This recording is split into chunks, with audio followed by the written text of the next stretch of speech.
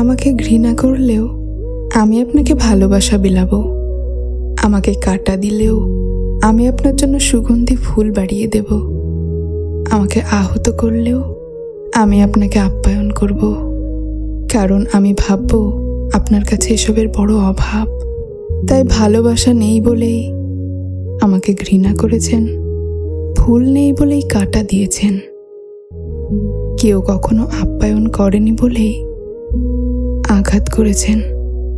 আমি আপনাকে ঘৃণার বিপরীতে ভালোবাসা, কাটার বিপরীতে ফুল এবং আঘাতের বিপরীতে আপ্যায়ন ফিরিয়ে দেব, যেন আমার পরিবর্তে কাউকে ঘৃণার বদলে ভালোবাসতে পারেন, আঘাত না করে আপ্যায়ন করতে পারেন, কাটার বদলে তাকে দিতে পারেন সুবাসিত ফুল।